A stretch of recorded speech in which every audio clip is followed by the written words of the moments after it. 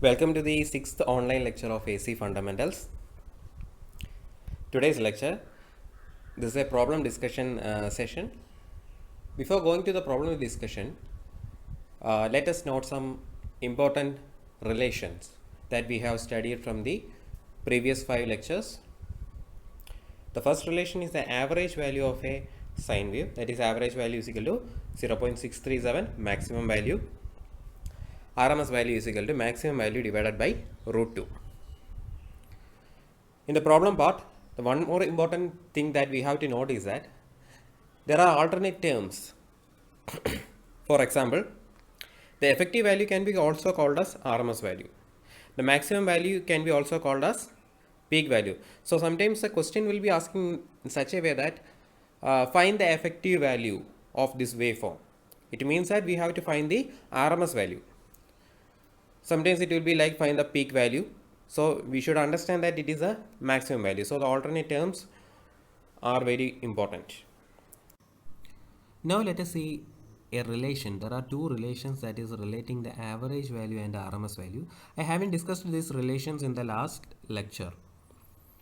We already have discussed about different types of waveforms in lecture number 2. In the case of different types of waveforms, we want to find the average value as well as the RMS value. For that, we have to study this relation. Last lecture, we have sine wave average value RMS value determine ചെയ്യുന്നു പഠിച്ചു. പക്ഷേ ഏതൊരു waveform തന്നാലും നമുക്ക് ഈ values determine ചെയ്യണം. അതിനു വേണ്ടിയുള്ള ഒരു ജനറൽ ഫോർമാറ്റിലുള്ള ഇക്വേഷനാണ് ഈ എഴുതിയിരിക്കുന്നത്. അപ്പോൾ ഈ ഇക്വേഷൻ എന്ന് പറയുമ്പോൾ വേവ് ഫോമിൻ്റെ മാഗ്നിറ്റ്യൂഡ് വൈ ആക്സിസിലെ മാഗ്നിറ്റ്യൂഡ് എന്ന് പറയുന്നത് കറണ്ടാണ്, അതുകൊണ്ടാണ് ഐ എടുത്തിരിക്കുന്നത്. അതുപോലെ അതിൻ്റെ എക്സ് ആക്സിസ് എന്ന് പറയുന്നത് ടൈമാണ്, ടി. അപ്പോൾ അത് വെച്ചിട്ടാണ് ഈ റിലേഷൻ പറഞ്ഞിരിക്കുന്നത്. ഫസ്റ്റ് റിലേഷൻ നോക്കാം. I average is equal to 1/t integral T I D T.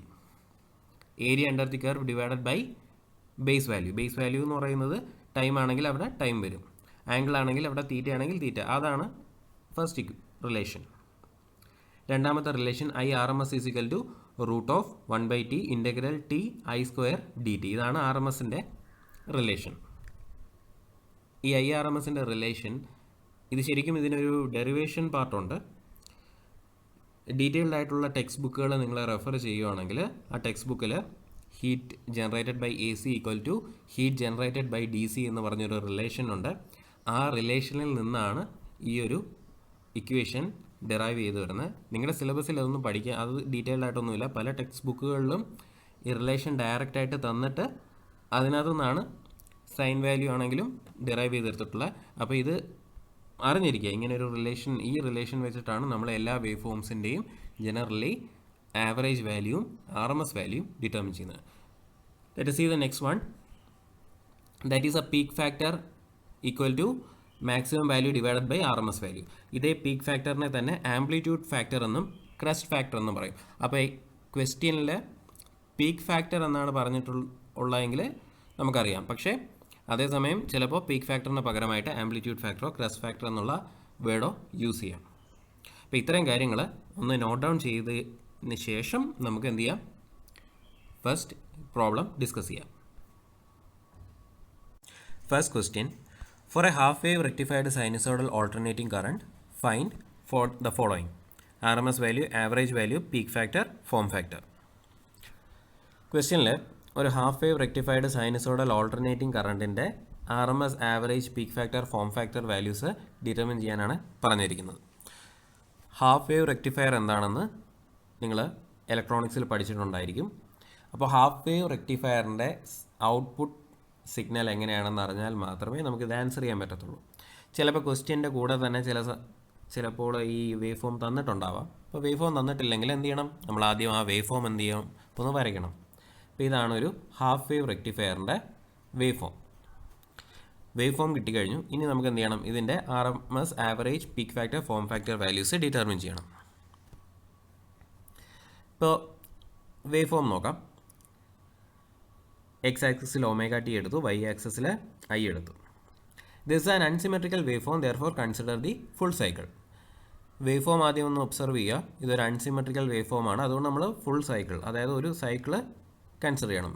Cycle എന്ന് പറയുമ്പോൾ 0 to 2π ആണ് ഇവിടെ കൺസിഡർ ചെയ്യേണ്ടത്. നമ്മുടെ കോമൺ ഫോം, അതായത് ജനറൽ ഫോമിലേക്ക് എഴുതാം. I average is equal to 1/t integral 0 to t i dt.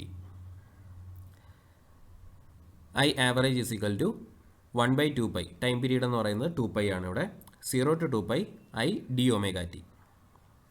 ഇനി നമുക്ക് ഏരിയ അണ്ടർ ദി കർവ് ആണ് ലിസ്റ്റ് ഔട്ട് ചെയ്യേണ്ടത്. അപ്പോൾ ഐ എന്ന് പറയുമ്പോൾ area under the curve 0 to 2π വരെയുള്ള ഏരിയ അണ്ടർ ദി കർവ് വരണം. അതിനകത്ത് 0 to π വരെ ഒരു സൈനസോയിഡൽ വേവ് ഫോമാണ്. അതുകൊണ്ട് തന്നെ അവിടുത്തെ ഇൻസ്റ്റൻറ്റേനിയസ് വാല്യൂ നമുക്കറിയാം. ആ ഇൻസ്റ്റൻറ്റേനിയസ് വാല്യൂ വെച്ചിട്ട് 0 to π വരെയുള്ള ഇക്വേഷൻ അറിയാം. രണ്ടാമത്തെ π to 2π എന്ന് പറയുന്ന സെക്ഷൻ നോക്കിക്കഴിഞ്ഞാൽ അവിടെ മാഗ്നിറ്റ്യൂഡ് 0 ആണ്. അതുകൊണ്ട് നമുക്ക് എന്ത് ചെയ്യേണ്ട, അത് കൺസിഡർ ചെയ്യേണ്ട ആവശ്യമില്ല. മനസ്സിലാവാൻ വേണ്ടി ഞാൻ ഇവിടെ എഴുതിയിട്ടുണ്ടെന്നേ ഉള്ളൂ. അപ്പോൾ രണ്ടാമത്തെ സ്റ്റെപ്പ് എന്ത് വരും, 1/2π ഇൻ്റഗ്രൽ 0 to π, അതായത് ഈ 0 മുതൽ π വരെയുള്ള സമയത്ത് സൈനസോയിഡൽ കർവാണ്. അതിൻ്റെ ഇൻസ്റ്റൻറ്റേനിയസ് വാല്യൂ എന്ന് പറയുന്ന im sin omega T D omega T plus π to 2π magnitude value എന്ന് പറയുന്നത് 0 ആണ്. അതുകൊണ്ട് 0 ഡി ഒമേഗ ടി. അത് സോൾവ് ചെയ്ത് വരുമ്പോൾ I average is equal to im/π. അതാണ് ഒരു റെക്ടിഫൈഡ് ഹാഫ് വേവിൻ്റെ ആവറേജ് വാല്യൂ. നെക്സ്റ്റ് RMS വാല്യൂ. RMS വാല്യൂ കണ്ടുപിടിക്കുന്നതിനായിട്ട് വീണ്ടും എന്ത് ചെയ്യുക, RMS വാല്യൂവിൻ്റെ ജനറൽ ഫോർമാറ്റിൽ എഴുതുക. ഇനി RMS വാല്യൂവിൻ്റെ ജനറൽ ഫോർമാറ്റ് എന്ന് പറയുമ്പോൾ √1/t integral t i² dt ആണ്. പ്രോബ്ലം ചെയ്യുമ്പോൾ ഈ റൂട്ട് ചിലർക്ക് ഒരു ബുദ്ധിമുട്ട് വരും. അങ്ങനെയാണെങ്കിൽ എന്ത് ചെയ്യുക, അതിനെ അങ്ങ് സ്ക്വയർ ചെയ്യുക. IRMS square equal to 1/t integral t i dt. i² dt, sorry ഇത് i² dt ആണ്, ഇത് i² dt ആണെന്ന് നോട്ട് ചെയ്യുക. ഓക്കെ, ഇനി എന്ത് ചെയ്യാം, നമുക്ക് 0 to 2π ഫസ്റ്റ് സൈക്കിൾ കൺസിഡർ ചെയ്യാം. 1/2π ഇൻ്റഗ്രൽ 0 to π അവിടുത്തെ ഇൻസ്റ്റൻറ്റേനിയസ് വാല്യൂ അറിയാം. രണ്ടാമത്തെ π to 2π 0 ആണ്. അപ്പോൾ എന്ത് ചെയ്യുക, അത് 0 ആയിട്ട് എടുക്കുക. നെക്സ്റ്റ് ഇത് സോൾവ് ചെയ്യുക. ഇപ്പോൾ ലാസ്റ്റ് വൺ അത് sin² തീറ്റ നമുക്ക് 1 - cos 2 θ/2 ഫോമിൽ എഴുതാം. അതിനുശേഷം എന്ത് ചെയ്യുക, 1/2 പുറത്തെടുക്കാം, സോൾവ് ചെയ്ത് എഴുതുക. സോൾവ് ചെയ്ത് കഴിയുമ്പോഴത്തേക്ക് i² വാല്യൂ i²/4m എന്ന് കിട്ടും. ഞാൻ പറഞ്ഞു i² RMS ആണ്, നമ്മൾ നേരത്തെ സ്ക്വയർ ചെയ്തു. ആ സ്ക്വയർ ചെയ്തത് വീണ്ടും റൂട്ട് ചെയ്യണം, ഇല്ലെങ്കിൽ തെറ്റിപ്പോവും. അപ്പോൾ എന്ത് ചെയ്യണോ, IRMS is equal to √of im², that is im, √4 that is 2. So IRMS is equal to im/2. Average value RMS value determine ചെയ്തു. ഇനി നമുക്ക് എന്ത് ചെയ്യാൻ പറ്റും, പീക്ക് ഫാക്ടറും ഫോം ഫാക്ടറും ജനറൽ ഇക്വേഷനാണ്, അപ്ലൈ ചെയ്യുക, പീക്ക് ഫാക്ടർ കിട്ടും. അതുപോലെ തന്നെ ഫോം ഫാക്ടറും കണ്ടുപിടിക്കാൻ പറ്റും. ഇത്തരം വാല്യൂസ് കിട്ടിക്കഴിഞ്ഞാൽ എന്ത് ചെയ്യുക, നമ്മുടെ ക്വസ്റ്റ്യനിൽ ചോദിച്ചിരിക്കുന്നത് എന്താണോ അതൊന്ന് ലിസ്റ്റ് ഔട്ട് ചെയ്യുക. ഫസ്റ്റ് വൺ RMS വാല്യൂ ആയിരുന്നു. RMS വാല്യൂ നമുക്ക് കിട്ടിയ എത്രയാണ്, im/2. Second one average value ആണ്. ആവറേജ് വാല്യൂ എത്രയാണ് കിട്ടിയ, im/π.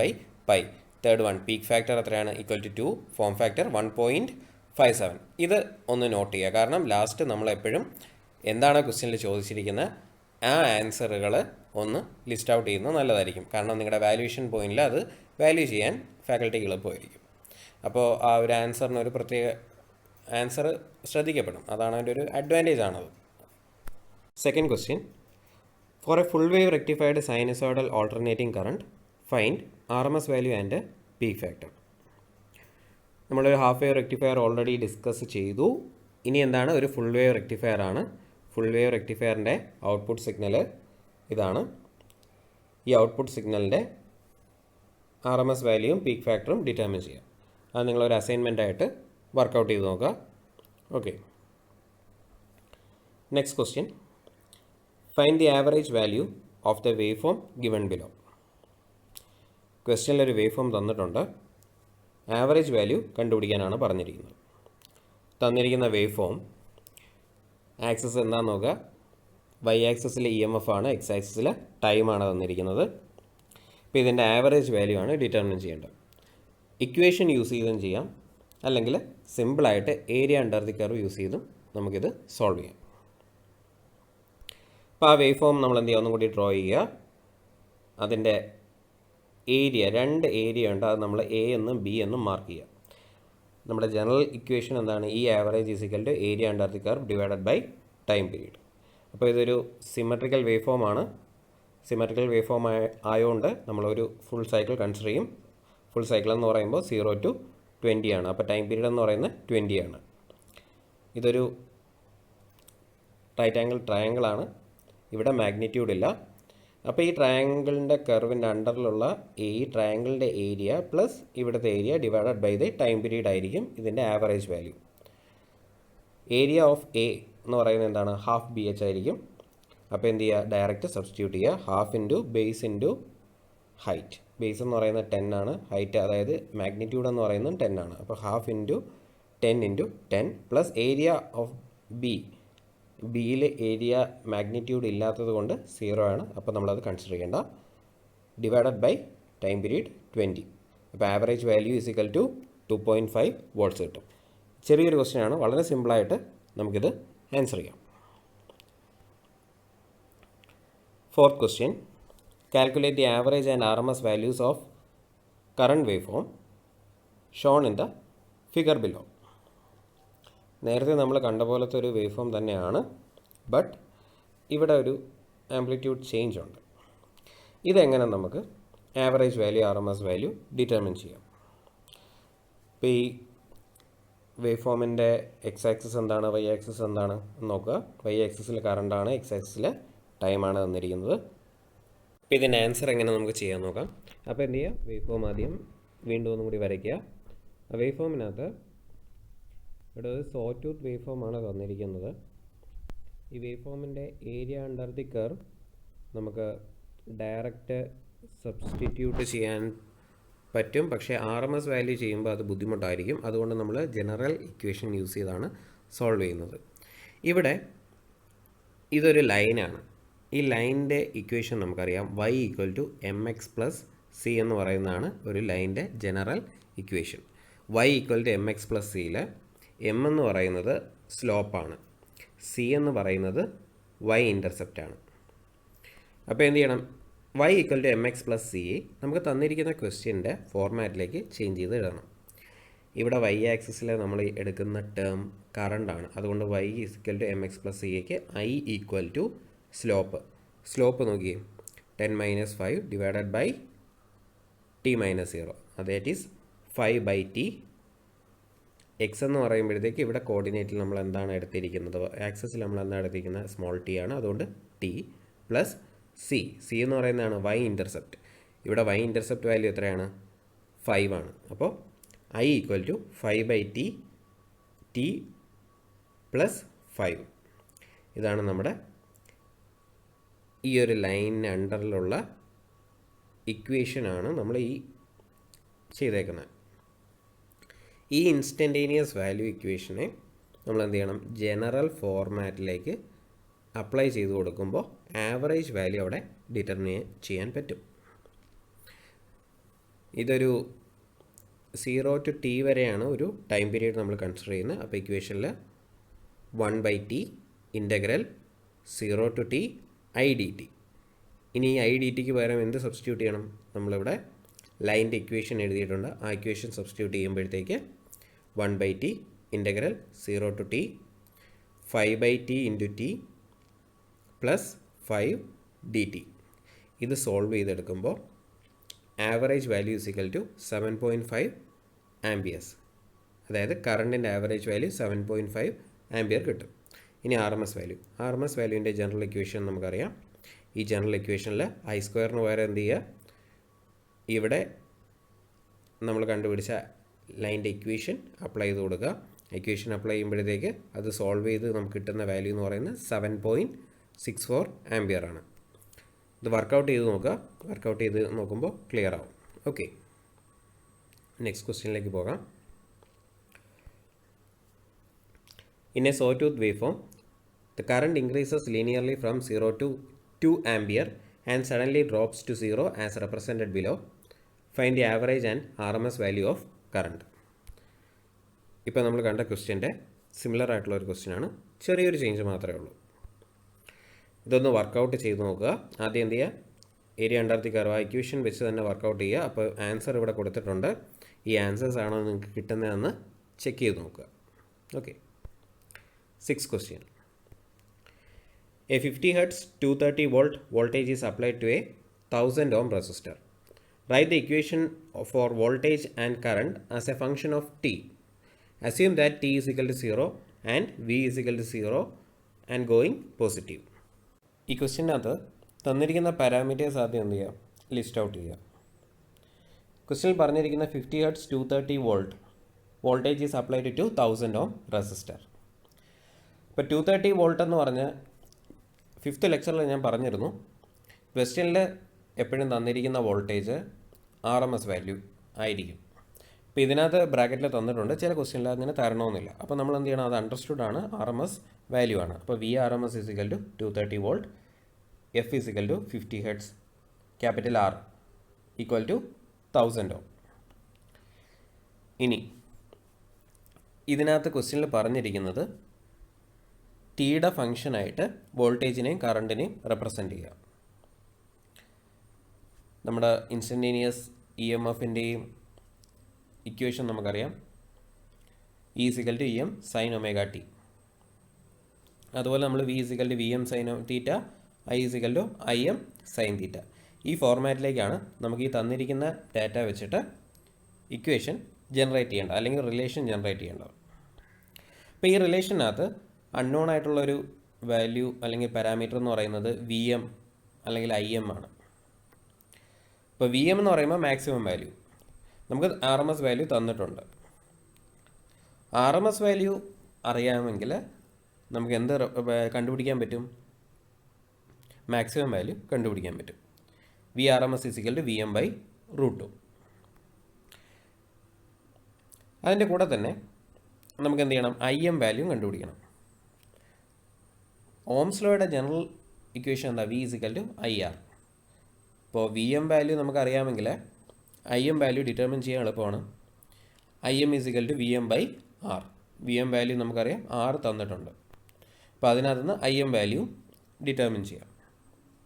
അതിനുശേഷം സൈൻ തീറ്റ എന്ന് പറയുന്ന വാല്യൂ ആണ് നമുക്ക് ഡിറ്റർമിൻ ചെയ്യേണ്ടത്. തീറ്റ = ωt ആയിട്ട് റെപ്രസെൻ്റ് ചെയ്യുക. അതിൽ ω = 2πf ആണ്. ω = 2πf, F വാല്യൂ തന്നിട്ടുണ്ട്. അപ്പോൾ അത് ആൻസർ ചെയ്യുമ്പോൾ ഇങ്ങനെ വരും, VRMS = VM/√2, VM = 325.26. That is capital V = VM sin ωt. അതിനകത്ത് സൈൻ 2πf × t സബ്സ്റ്റിറ്റ്യൂട്ട് ചെയ്യുമ്പോഴത്തേക്ക് V = 325.26 sin 314t. അതുപോലെ ഐയുടെ വാല്യൂ കണ്ടുപിടിക്കാൻ IM = VM/R. ഇനി അതിനെ ഇക്വേഷനിലേക്ക് അപ്ലൈ ചെയ്യുമ്പോൾ I = 0.325 sin 314t. ഇങ്ങനെയാണ് ആ ക്വസ്റ്റ്യൻ ആൻസർ ചെയ്യേണ്ടത്. ചെറിയൊരു ക്വസ്റ്റ്യൻ ആണ്. അടുത്ത ക്വസ്റ്റ്യൻ നോക്കാം. 7th question. In an AC circuit, the voltmeter and ammeter is connected and shows 220 volts and 12 amperes respectively. Calculate the maximum value and average value of the voltage and current.